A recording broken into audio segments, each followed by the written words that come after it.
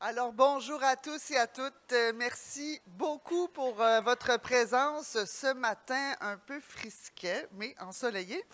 Alors, mon nom est Laïla Copti. Je suis présidente de Copticom Stratégie Relations publiques et c'est avec un immense plaisir que je vous accueille ce matin à cette conférence de presse qui s'inscrit naturellement dans le cadre de la COP 15. Et avant de commencer, je vais céder la parole à M. Mathieu Lanneville, qui est président-directeur général de Réseau Environnement, qui nous accueille aujourd'hui ce matin, qui est responsable donc de la zone d'action publique COP 15. Mathieu, à toi la parole.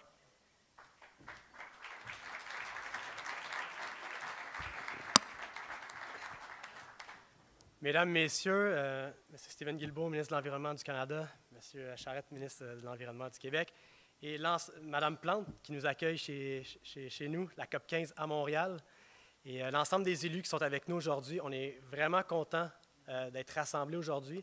Puis on sait que tous les dignitaires qui sont avec nous aujourd'hui, ils ont tous des badges pour être dans la zone bleue, et ils prennent le temps ce matin d'être avec nous dans la zone d'action publique de la COP 15, parce que la COP 15, ce n'est pas seulement une affaire des 17 000 délégués internationaux qui sont à Montréal, ça se passe à Montréal, puis on est fiers que ce soit chez nous, et on est fiers aussi que tout le grand public est invité ce matin justement à participer, puis à être là, de faire partie des solutions, pour qu'on mette en place des bonnes solutions pour la biodiversité. Alors c'est pour ça que depuis hier, on avait Mario Cyr, puis ça va s'étaler jusqu'à mercredi prochain, avec des chambres de commerce, avec des universitaires, avec des Premières Nations, avec des artistes. Il va y avoir plein de surprises, une zone de famille en fin de semaine, vraiment pour que tout le monde puisse s'approprier la biodiversité. La biodiversité, c'est la vie. Protéger la biodiversité, c'est nous protéger, c'est protéger nos récoltes pour qu'on puisse avoir toujours des aliments en bonne quantité, en bonne qualité, à un prix abordable. Alors vraiment, protéger la biodiversité, c'est nous protéger, c'est notre mot chez Réseau Environnement.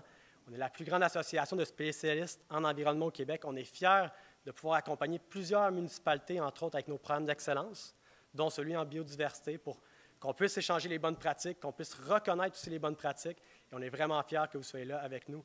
Merci beaucoup tout le monde, puis je laisse la parole aux prochains invités. Merci beaucoup, M. Lanneville. Alors, on débute maintenant officiellement la conférence de presse de la communauté métropolitaine de Montréal. Alors, avant de débuter, je vais vous expliquer brièvement le déroulement de la conférence qui devrait durer maximum 1 heure.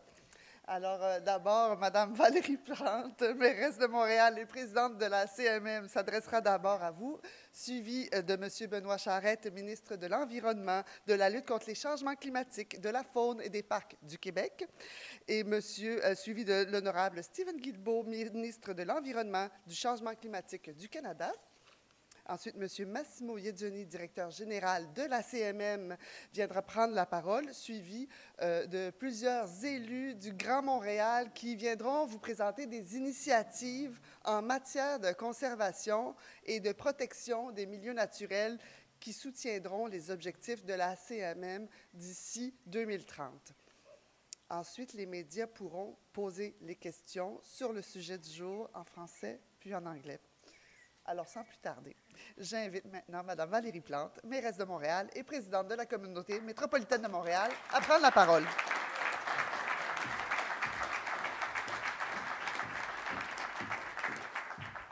Alors, bon matin tout le monde. Très heureuse de vous accueillir ici, dans ce lieu magnifique, sur le bord de notre fleuve Saint-Laurent. On adore se retrouver au quai Alexandria et merci à toute l'équipe du port de nous accueillir ici. Écoutez, j'ai envie de vous dire que ce matin, on est en famille, de voir tous mes collègues devant moi de la CMM, tous et toutes réunis pour cette annonce qui est importante parce que pour la CMM, la question de la protection de nos espaces naturels et donc de la biodiversité, c'est quelque chose qui nous tient extrêmement à cœur et sur lequel on travaille depuis de nombreuses années.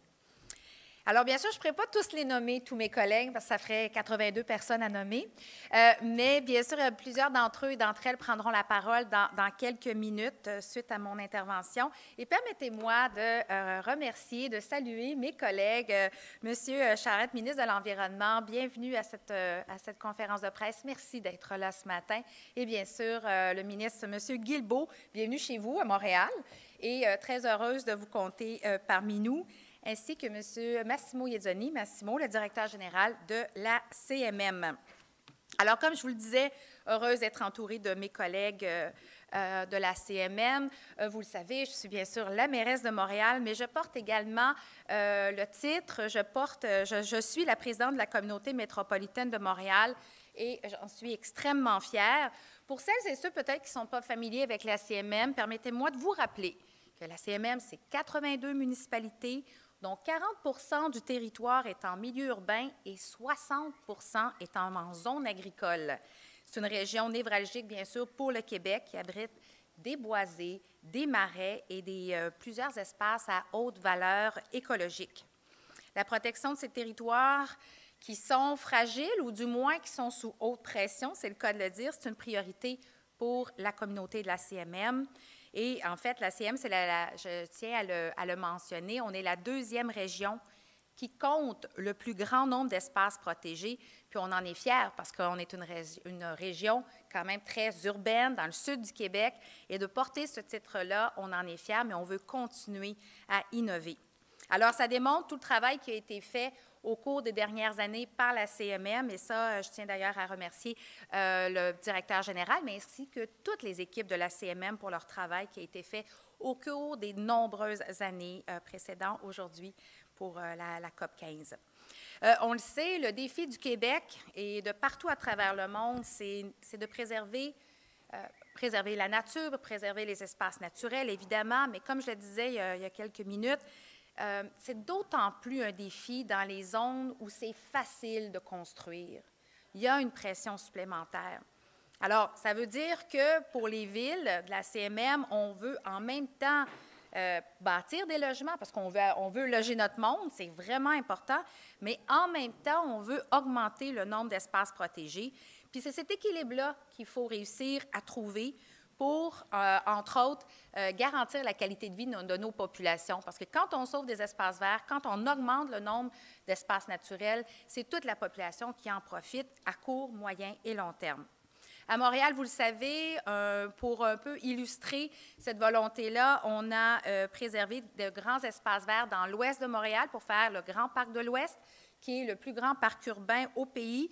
C'est un milieu qui est reconnu pour ses milieux humides, mais qui était menacé par des projets immobiliers. On a pris une décision, on a choisi la nature, puis on a décidé d'urbaniser, de densifier ailleurs. Alors, un ne va pas, c'est pas faire un ou l'autre, ça demande un équilibre pour trouver les bonnes façons de faire.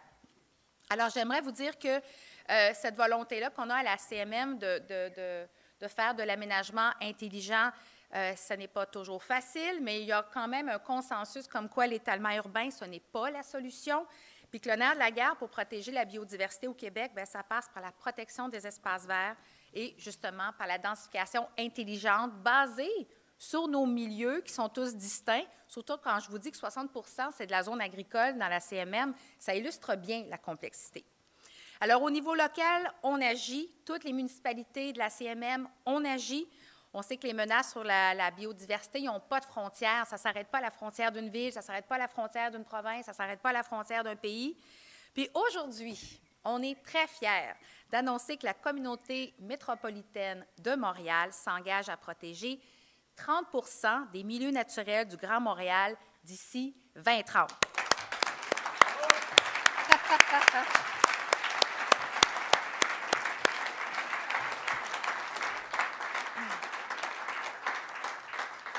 Alors, je peux vous dire que c'est ce qu'on veut, c'est ce que la population nous demande, puis c'est ce qu'on va faire. C'est pour ça qu'on s'est déjà mis en action dans les derniers mois, notamment avec nos règlements de contrôle intérimaire sur les milieux naturels. Puis juste avec cet outil-là qui a été mis en place, on peut protéger une superficie équivalente à la grandeur de l'île de Montréal. Alors, c'est important. Ça représente 22,3 % du territoire métropolitain. Il reste donc un écart de 7,7 % à combler, mais encore une fois, la volonté est là. Je ne vous cacherai pas, là, c'est pas simple, là. C'est quand même un défi, ce que je vous dis ce matin. Alors, mais on sait que la volonté est présente. On sait qu'on a développé des outils avec la CMM, puis aussi grâce à notre PEMAD, pour y arriver. Mais on considère à la CMM, toutes les municipalités de la CMM, on considère que c'est notre responsabilité pour les générations futures qui vont habiter notre territoire. Rapidement, parce que je vais laisser toute la place à mes collègues qui vont avoir des projets très concrets à vous démontrer. Tout d'abord, pour arriver, notre plan d'action pour arriver à notre 30 en 2030, ça se fait sur 3 fronts. On va agir sur 3 fronts. Le premier, ce sont les acquisitions. Le deuxième, c'est la création d'un vaste réseau de parcs métropolitains. Et finalement, le reboisement. Rapidement, les acquisitions, on va continuer à financer des projets d'acquisition grâce à un programme qui existe depuis longtemps, la trame verte et bleue, et qui, jusqu'à maintenant, a fait beaucoup d'espaces verts qui, en plus, souhaitent être tous interconnectés pour faire un grand réseau à travers la région métropolitaine de Montréal. Puis on voit que ça marche parce que depuis 2012, donc c'est un programme qui existe déjà, là, évidemment.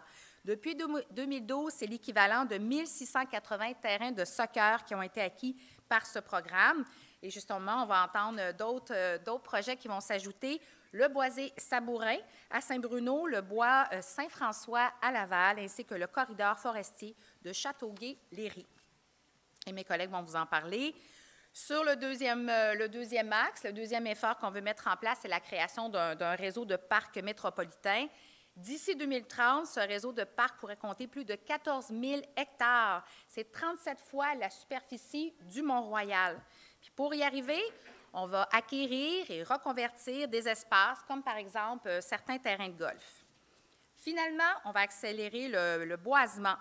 Et on veut essentiellement saisir toutes les occasions pour planter des arbres là où c'est possible. Un bon exemple, c'est ce qui existe là, sur le bord des champs. Hein, on peut venir reboiser tout autour des champs, entre la route et, par exemple, et les terrains pour cultiver. Et ça, on peut compter sur un partenaire qu'on aime beaucoup, ça, Verdi, qui est avec nous, qui plante des arbres un peu partout et qui va continuer à en planter dans la région métropolitaine. Alors, protéger la biodiversité, les espaces verts, ça prend, oui, du courage politique, mais ça prend aussi des moyens. Et les gouvernements du Québec et du Canada ont tous les deux pris des engagements en ce sens. C'est une excellente nouvelle et je tiens à vous remercier. Pour qu'on y arrive collectivement, on doit se fixer des objectifs clairs. C'est ce qu'on fait ce matin. On doit aussi avoir des outils réglementaires qui vont venir répondre à ce besoin-là. Et bien sûr, je pense à la révision de la loi sur l'expropriation qui va nous permettre, les municipalités, d'aller plus loin dans nos efforts d'acquisition et de verdissement. Alors, on est décidé à continuer à poser des gestes concrets. La bonne nouvelle, c'est que la CMM, qui représente la moitié du Québec, est bien engagée dans cette démarche et l'adoption de 2 RCI plus tôt cette année en est la preuve extrêmement concrète. En terminant, je tiens à remercier tous mes collègues de la CMM avec qui c'est un grand bonheur, un grand plaisir de travailler parce qu'on sent vraiment une vision commune, un souhait commun d'offrir à nos populations locales un milieu de vie plus agréable, mais aussi parce qu'on a cette volonté ferme-là, j'ai envie de vous dire, de semer des graines pour le futur. Et ça, je pense que c'est extrêmement important. Alors, sur ce, je laisse la parole à mes collègues et merci à tout le monde d'être ici. Puis je vous souhaite à tous et toutes une bonne COP. Merci.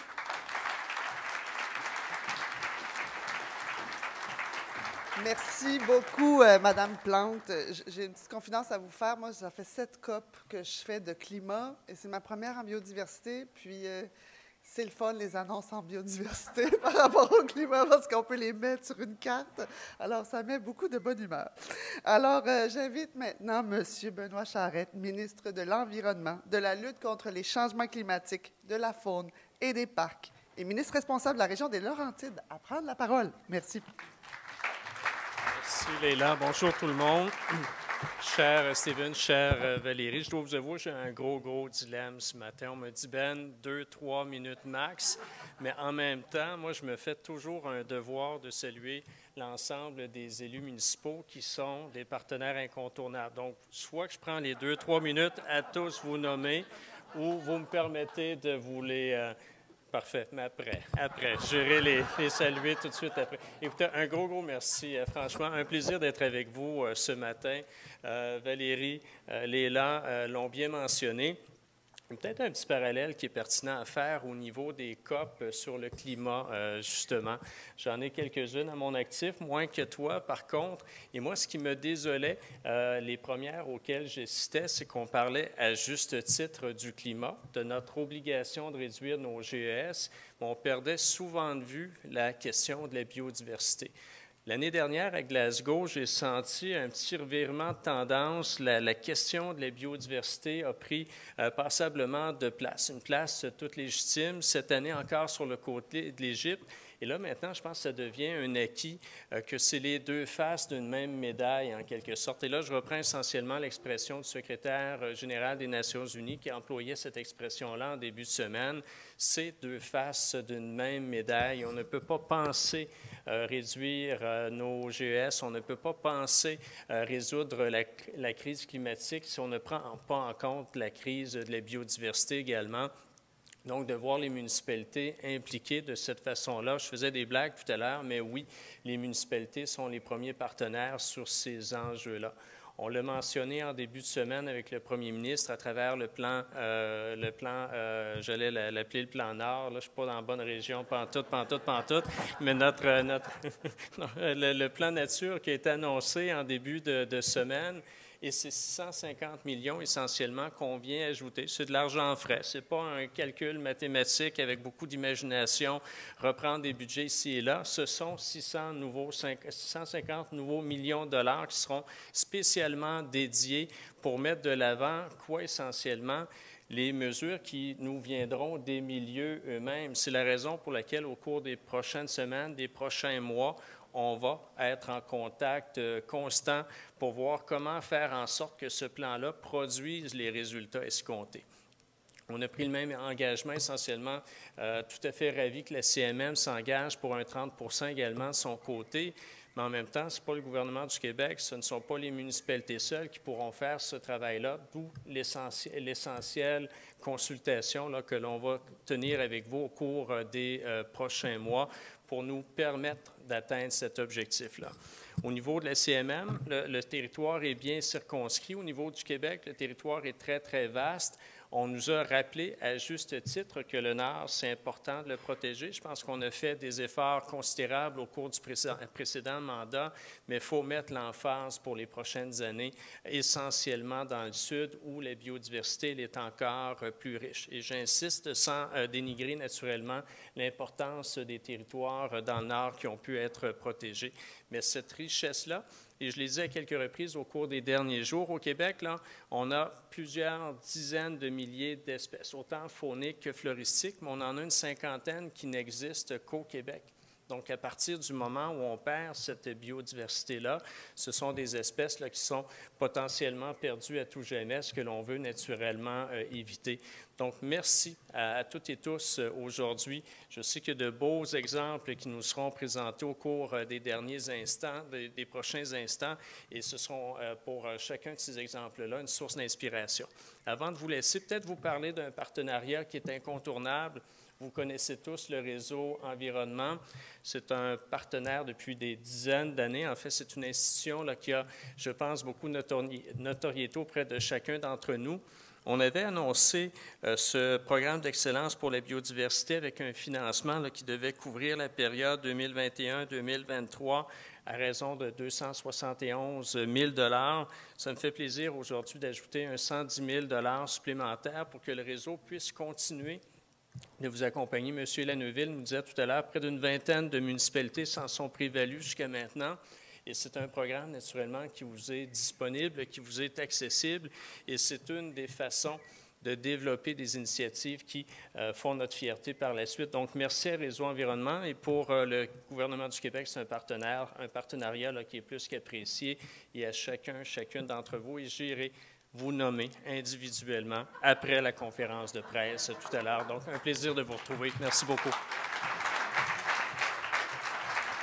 Merci beaucoup, Monsieur le ministre. Et j'invite maintenant l'honorable Stephen Guilbeault, ministre de l'Environnement et du Changement climatique du Canada, à prendre la parole.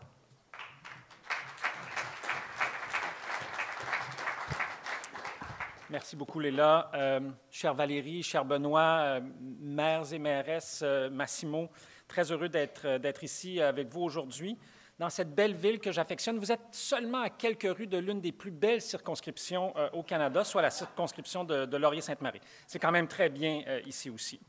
Avant d'aller plus loin, je tiens à souligner que nous sommes réunis aujourd'hui à Montréal, Jojega, le territoire ancestral de la nation Kanien'kehá:ka, connu historiquement comme un lieu de rassemblement pour de nombreuses Premières Nations.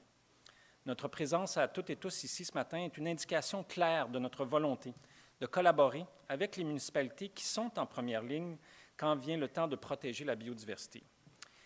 Et c'est en travaillant en partenariat que nous pourrons préserver la nature, poser les gestes nécessaires pour lutter contre les changements climatiques et renverser la perte de biodiversité.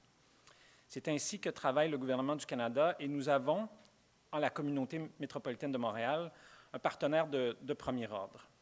Par exemple, je rappelle l'excellente collaboration qu'il y a eu entre le gouvernement du Canada, le gouvernement du Québec et la CMM pour la production d'un rapport sur l'état de la situation de 8 espèces en situation précaire sur le grand territoire de Montréal. Je souligne également les moyens qui sont pris par la CMM pour accélérer la protection des milieux naturels et des espèces menacées, comme le mentionnait la mairesse tout à l'heure, tel que le récent règlement de contrôle intérimaire qui vise à protéger l'habitat essentiel d'espèces en péril. C'est seulement quand tous les paliers de gouvernement, les peuples autochtones, l'industrie et la société civile dirigeront leurs efforts dans le même sens que notre objectif de créer une société qui est en harmonie avec la nature sera possible. Avec le programme et les initiatives du Fonds des solutions climatiques axées sur la nature, le gouvernement du Canada va contribuer à financer des mesures visant spécifiquement la protection et la restauration d'habitats propices au rétablissement, par exemple, de la rainette faugrillon dans l'ouest au sein de la CMM et ailleurs dans le sud du Québec. Nous travaillons également en collaboration avec la Ville de Longueuil, le gouvernement du Québec et la CMM sur la protection de certains milieux naturels sur le territoire de la Ville de Longueuil. Je tiens également à saluer votre décision de préserver 2,3 hectares dans le corridor forestier de Châteauguay-Léry, qui abrite une diversité biologique et de riches habitats d'une grande valeur pour la préservation de notre biodiversité. Je sais que l'acquisition de ce premier lot n'est que le début et vous pourrez compter sur mon soutien pour ce projet. Vous pourrez également compter sur mon soutien pour protéger l'habitat naturel du monarque et le champ des monarques. Je le répète, nous allons protéger le champ des monarques.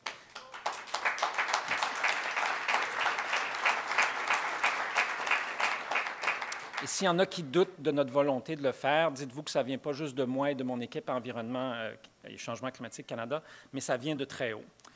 Alors, continuons d'être des alliés pour nous mobiliser pour notre planète et toutes les communautés qui l'abritent. Dans un même ordre d'idées, je tiens sincèrement à féliciter la CMM d'avoir pris cet engagement d'atteindre l'objectif de 30 % des milieux naturels protégés dans le Grand Montréal d'ici 2030. Et vous me permettrez une minute de saluer le leadership de Massimo et de son équipe. Ce n'est pas nouveau.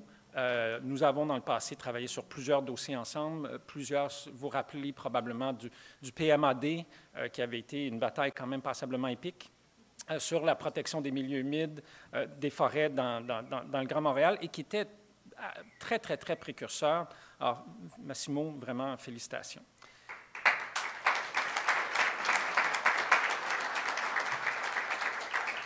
Et on me demande souvent comment le Canada va faire pour atteindre 30 % de protection de la terre et des océans d'ici 2030.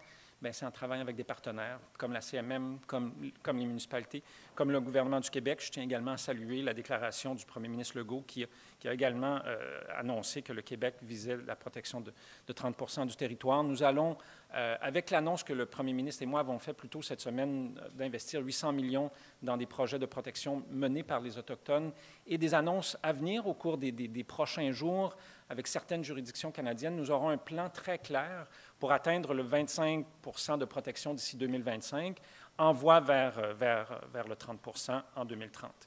Et vous savez, protéger 30 % du territoire et des océans au niveau de la biodiversité, c'est aussi important que de ne pas dépasser le 1,5 degré Celsius sur la question du changement climatique. Pas qu'on fait de comparaison, mais je pense que je suis rendu à ma 23e COP quand on inclut les COP climat et les COP changement climatique. Mais j'en ai peut-être manqué une ou deux.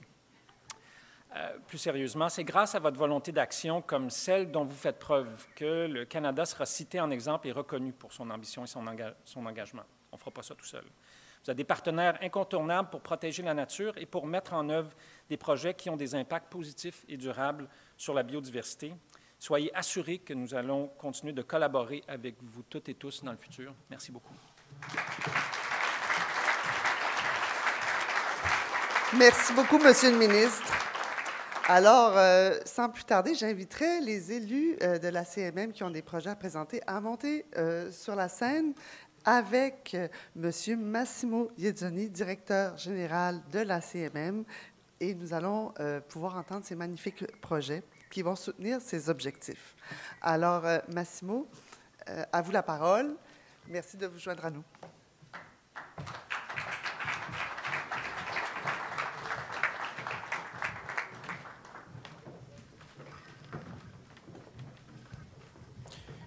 Alors, merci beaucoup d'être là aujourd'hui. Merci, Monsieur le ministre Guilbeault, pour vos bons mots. C'est très apprécié. C'est partagé avec l'ensemble de l'équipe et des élus. Je vais faire une courte histoire historique. Je pense que ça vaut la peine. Quand on parle d'urgence d'agir, puis comment freiner le déclin de la nature dans le Grand Montréal, ça commence par des circonstances exceptionnelles. Je crois que la dernière élection municipale a produit des éco-maires qui suivent les traces de notre présidente, mais sur l'ensemble du territoire. Et c'est en janvier que nous avons parlé d'un règlement de contrôle intérimaire pour augmenter le pourcentage que nous étions fixés à 17 %, qui était à 10 % depuis une dizaine d'années. Au mois de juin, donc 6 mois plus tard, la CMM avait des règlements de contrôle intérimaire qui permettait de protéger 22,3 %. Je pense qu'on doit vraiment s'applaudir collectivement parce que je n'ai jamais vu ça dans ma carrière. La recette, c'est beaucoup l'adhésion au plan métropolitain d'aménagement et de développement. Les élus y croient, et quand on croit en quelque chose et qu'on a une vision et qu'on veut la mettre en œuvre, ça donne de beaux résultats. Le périmètre métropolitain est respecté. Il n'y a aucun empiètement dans la zone agricole au niveau du domaine résidentiel ou commercial.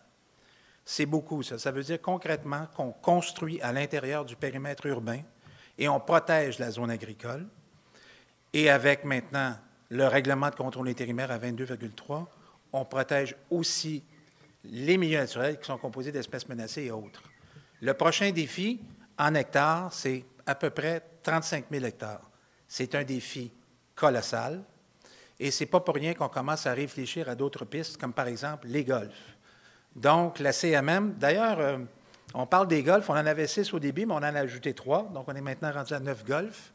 Nous sommes résolument tournés vers la protection des milieux naturels, une densification avec des milieux de vie complets et, de plus, nous voulons agir de plus en plus au niveau du programme de la trame verte et bleue. C'est là qu'il y a une collaboration nécessaire entre les gouvernements qui nous permet de faire des acquisitions. Un bilan de la trame verte et bleue, bien, on paye toujours 2, 3, 4 fois plus cher que ce qu'on devrait payer. C'est sûr que si on avait ce 2, 3 fois plus qu'on paye avec des prix plus raisonnables, on pourrait davantage acquérir. Ça sera le défi de la prochaine année. Et je pense qu'avec les messages qu'on a eus aujourd'hui, on s'en va dans la bonne direction. Et on est en pleine révision du plan métropolitain qui va être très ambitieux pour l'avenir et pour les générations futures. Je vous remercie beaucoup d'être présents. C'est un honneur d'être ici. Je pense que c'est vraiment un moment historique pour Montréal, Québec et le Canada. Merci beaucoup. Merci beaucoup, M. Iezzoni. Alors maintenant, c'est le temps des projets et vraiment, il y en a plusieurs et on va essayer de les présenter rapidement avec vraiment, c'est ça, on est capable. Alors, Monsieur Ludovic Grisé-Farran, maire de Saint-Bruno de Montarville, à vous la parole. Alors, bonjour à tous. Oui, donc je m'appelle Ludovic Grisé-Farran, maire de Saint-Bruno de Montarville. J'ai 31 ans et je fais partie de la nouvelle vague de jeunes maires et mairesses du Québec. Et je pense qu'il est temps de passer à l'action en ce qui concerne la protection de nos milieux naturels. Et depuis l'arrivée de mon équipe à Saint-Bruno, c'est exactement ce qu'on s'est efforcé de faire. En seulement 1 an, c'est plus de 6,5 millions de pieds carrés de milieux naturels qu'on a protégés, soit l'équivalent de 113 terrains de football, ce qui est un record dans l'histoire de notre ville. Bravo. Et merci. Et parmi ces 6,5 millions de pieds carrés protégés, bien, il y a le boisé Sabourin, qui est situé au sud de l'autoroute 116 et qui fait 2 millions de pieds carrés et qui a été inclus dans le RCI de la CMM parce qu'il constitue un milieu humide d'intérêt et également un habitat de la rainette Faugrillon de l'Ouest. Alors, je suis heureux d'annoncer qu'on a été en mesure d'en faire l'acquisition finale et définitive grâce au programme de la trame verte et bleue pour un investissement de 8 millions répartis entre la Ville de Saint-Bruno, la CMM et Nature Action Québec via Environnement Canada. Alors, merci beaucoup, M. Guilbeault. Merci beaucoup à la CMM. Je profite également de la présence des ministres Guilbeault et Charette pour lancer un message et leur rappeler qu'on a besoin de leur aide. Plus que jamais, la RCI de la CMM contient énormément de milieux naturels à protéger et on va avoir besoin d'argent additionnel pour les acquérir très rapidement. Alors, il faut que les gouvernements provinciaux et fédéraux nous aident, augmentent le financement et revoient la loi sur l'expropriation. Alors, sur ce, merci à tous, particulièrement à la trame verte et bleue, à Nature Action Québec et aux collègues de la CMM pour l'acquisition de notre boisé. Merci. Merci. J'invite maintenant M. Stéphane Boyer, maire de Laval, à nous présenter le projet. Oui, alors, entre Laval et sa rive nord, il y a une majestueuse rivière, la rivière des Mille-Îles. C'est une belle rivière peu profonde qui comporte, comme son nom l'indique, de nombreuses îles, mais aussi des berges, des milieux humides, des marécages, et qui abrite près du 2/3 des espèces du Québec. Donc, on n'a pas de cougar, on n'a pas de phoque, mais on a à peu près tout le reste. Donc, que ce soit en termes d'espèces floristiques rares, que ce soit les tortues, les couleuvres, les salamandres, il y a vraiment une richesse, une concentration de biodiversité extrêmement riche, extrêmement précieuse. Et sur cette rivière, en 1998, on a posé un bijou, on a créé un bijou. C'est Éco-Nature. Donc, on a créé un OBNL, en fait, pour venir protéger 27 hectares de cette rivière-là. Et aujourd'hui, bien, on aime bien ce bijou, mais on veut en faire une couronne. On veut agrandir le refuge de la rivière des Mille-Îles, et c'est pourquoi Laval, cette année, nous avons mis à disposition 500 hectares de terres municipales, des îles, des berges, des boisés achetés dans les dernières années pour venir multiplier par 20 la grandeur du refuge Éco-Nature.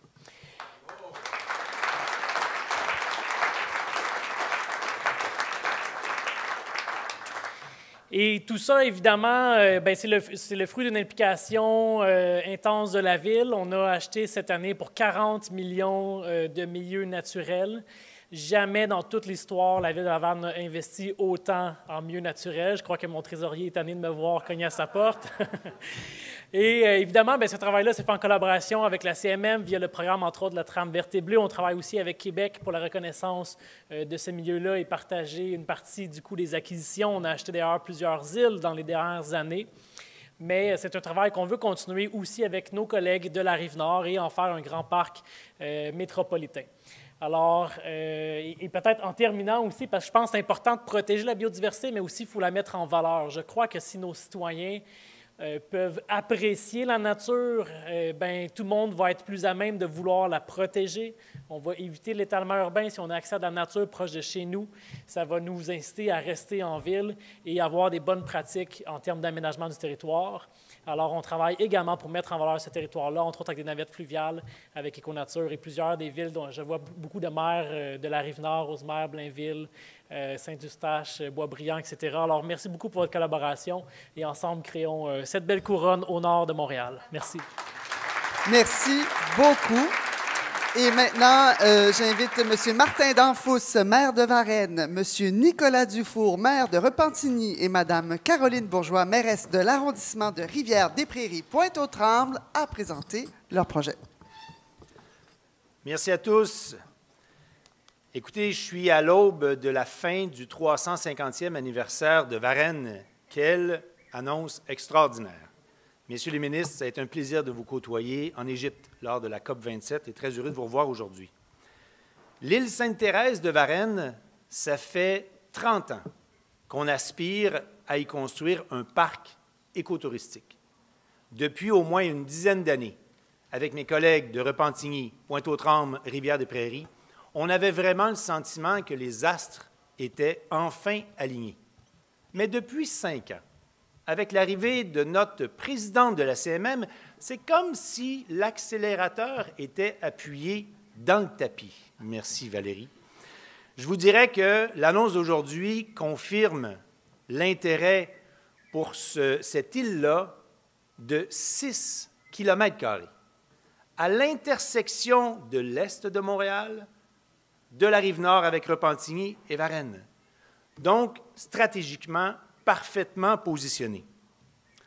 De plus, on y retrouve des vestiges iroquoiens, non négligeables.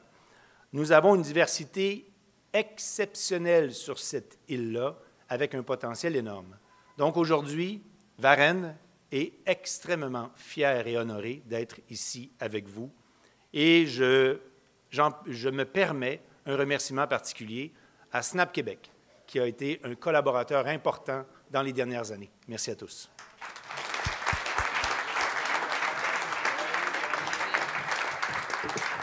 Alors, écoutez, extrêmement heureuse d'être avec vous ici ce matin et en compagnie de mes collègues pour vous parler de l'île Sainte-Thérèse. Puis souvent, peut-être, vous pouvez dire l'île Sainte-Thérèse, Varennes, Repentigny, l'est de Montréal. Et oui, en fait, c'est cette proximité absolument extraordinaire dans le fleuve Saint-Laurent dont nous travaillons pour mettre en valeur. Et en fait, c'est pas compliqué, lorsque peut-être certains d'entre vous, c'était même le terrain de jeu à l'époque de beaucoup de Montréalaises, Montréalais, avec la plage Bissonnette notamment. Alors, c'est un retour aux sources, mais surtout un retour pour la protection de cette île qui, on se sent complètement ailleurs si jamais vous avez la chance de pouvoir y aller. On parle de la nature, les marais, les oiseaux, le calme au beau milieu du fleuve, à peine à 5 minutes de Montréal. Alors, ce joyau, on l'a oublié avec le temps, mais on le retrouve avec l'annonce d'aujourd'hui. Et grâce à ce travail de collaboration qui a été mené, je salue mes collègues, bien sûr, de Varennes, de Repentigny, la communauté métropolitaine de Montréal, la mairesse de Montréal, bien sûr, qui a toujours cru. Et je souligne aussi Snap Québec, qui a fait un travail de mobilisation extraordinaire parce qu'on est capable de pouvoir créer ces îlots absolument magnifiques de protection de la biodiversité à quelques pas de Montréal en collaboration avec ces municipalités. Alors, célébrons vraiment cet événement et surtout poursuivons nos efforts afin que nous puissions retrouver cette île d'entente. Merci beaucoup. Bonjour à tous, ça va être bref. Quoi dire de plus qu'on est heureux d'être content? Quelle belle nouvelle! On est extrêmement fiers de la collaboration qui s'est faite entre les trois villes et on le sait, on ne le répétera jamais assez, l'importance de protéger, de chérir ce joyau qui est le fleuve Saint-Laurent, bassin de notre nation, mais surtout bassin d'une biodiversité extrêmement riche et importante. Donc, mon administration à Repentigny, on a fait la promesse à tous de redonner accès au fleuve aux citoyens pour qu'ils apprennent à le redécouvrir, à le chérir et à le protéger. Alors, l'annonce d'aujourd'hui est exceptionnelle. Merci à tous, merci à la CMM, merci aux partenaires. Et quel bonheur de voir autant de maires, jeunes et moins jeunes, qui ont une préoccupation à cœur. Bien, parce qu'on parle souvent des jeunes maires, mais il y en a d'autres qui ont été nos précurseurs. Alors, merci à tous et bonne journée. Merci beaucoup. J'invite maintenant M. Éric Allard, maire de Châteauguay, et M. Kevin Boyle, maire de Léry, à nous présenter leur projet.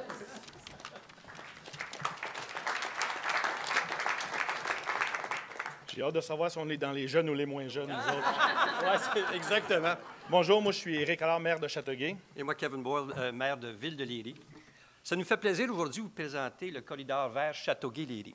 Donc, on le fait en tandem, parce qu'ensemble, c'est la force qui va nous unir pour réussir ce projet-là. Donc, en premier lieu, le projet du réseau de parcs métropolitains de la CMM est un des plus porteurs et rejoint les souhaits exprimés de nos deux municipalités à l'égard du secteur Châteauguay-Léry. Le secteur du projet du parc métropolitain Châteauguay-Léry est riche en biodiversité. On y note la présence de 5 écosystèmes forestiers exceptionnels et très, très uniques. Des espèces floristiques et fauniques d'un statut précaire qu'il faut sauver. En fait, le parc métropolitain compterait un total de 894 hectares. Il y a des démarches qui sont en cours, Massimo nous en a parlé tantôt. C'est extrêmement important. Il y a 42 lots à acquérir, 353 hectares, dont 236 juste à Châteauguay. Les lots inclus dans les bois et les corridors forestiers sont également inclus dans la RCI. C'est super important de le rajouter là. On est bien content qu'il ait été ajouté. Et c'est sur le territoire de l'AMM, en raison de beaucoup de la présence de milieux intéressants pour la biodiversité. C'était important de protéger tout ça. En fait, à terme, l'espace représente l'existence de notre région. Il permettra à la fois de contribuer à la santé du public, au bien-être de la collectivité, en protégeant et en mettant les richesses écologiques qu'on y retrouve en valeur. D'où l'importance de prendre les moyens pour en permettre la préservation afin d'en assurer sa pérennité. Le corridor vert pour les citoyens de Châteauguay, c'est le symbole d'une population qui désire se moderniser, mais en préservant ce qu'il y a de plus beau, la nature et les espaces verts.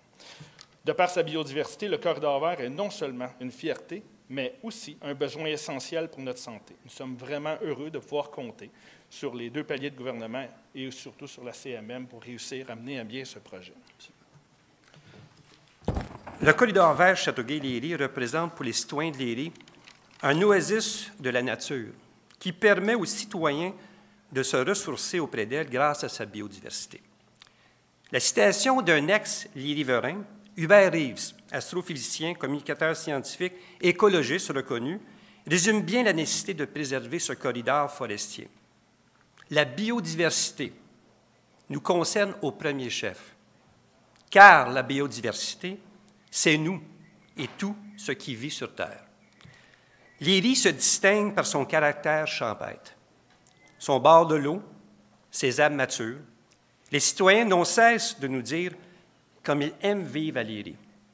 Nous sommes tous et toutes enthousiasmés de voir une réelle attention portée par tous les paliers gouvernementaux, dont la CMM, à la protection des milieux naturels et souhaitons travailler de concert avec tous ensemble pour contribuer à l'atteinte de l'objectif de 30 de milieux protégés sur le territoire du Grand Montréal. En 2030, nous voulons un parc accessible pour nos citoyens de Châteauguay et de Léry et toutes les villes avoisinantes et ceux du Grand Montréal. Merci. Merci beaucoup. Merci beaucoup. J'invite maintenant Mme Catherine Fourrier, mairesse de Longueuil, et M. Jean Martel, maire de Boucherville.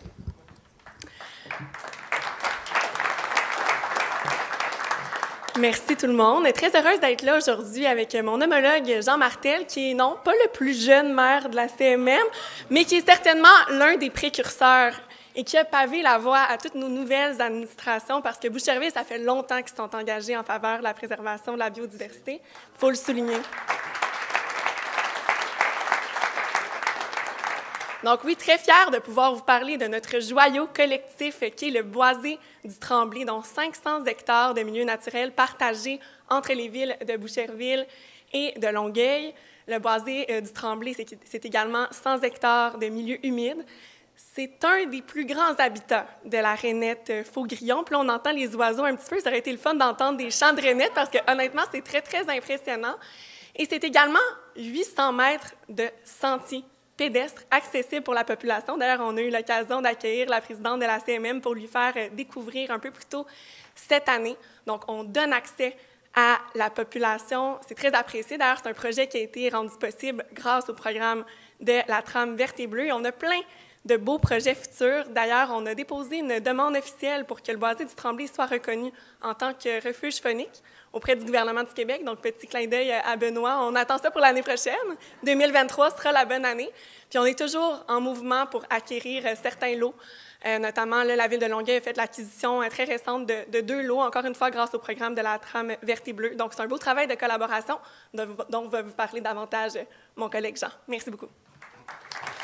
Oui, alors, bonjour tout le monde. Écoutez, très heureux d'être ici, très heureux d'entendre le 30 aussi. À la dernière rencontre de la CMM, Marie Plourde disait que c'est son fantasme. Moi aussi, c'est le mien.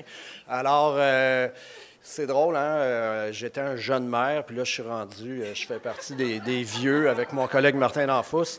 J'ai 55 ans, j'ai beau inverser les chiffres, ça donne rien. Alors, Catherine a bien parlé du Boisé du Tremblay. Moi, ce que j'aimerais dire, on est plusieurs élus ici, les acquisitions, c'est un travail d'équipe. Et je suis chanceux, devant moi, j'ai 3 immenses, importants partenaires. Je pense à Naturaction Québec, M. Bigra, à la CMM et au fédéral, M. Guilbeault. Je vais vous donner un exemple à quoi ça peut ressembler.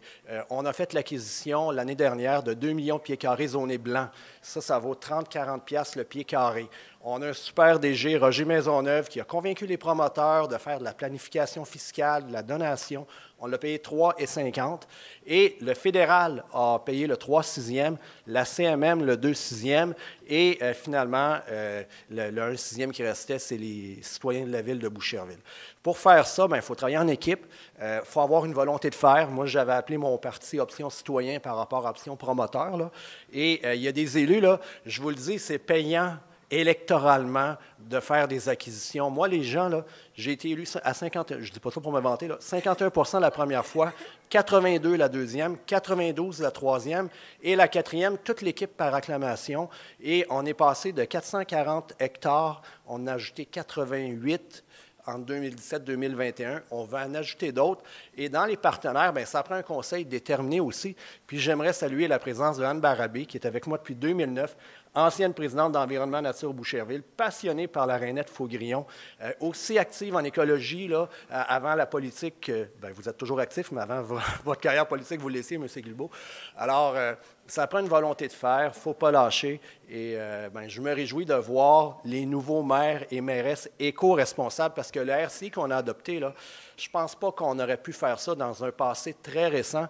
Je me souviens du décret à la Prairie. Là. Nous, à Boucherville, on était heureux de tout ça, qu'il y ait le décret pour protéger la rainette. Ce n'était pas le cas de tout le monde à la CMM, je peux vous le dire. Alors, très heureux des RCI. Je trouve que c'est une belle nouvelle, puis il faut continuer dans ce sens-là. Alors, bonne fin de COP 15 à tout le monde. Merci beaucoup. J'invite maintenant M. Guillaume Tremblay, maire de Mascouche, à présenter le projet. Vive le boisé du Tremblay, donc très content de prendre la parole immédiatement après. Merci d'avoir nommé un parc.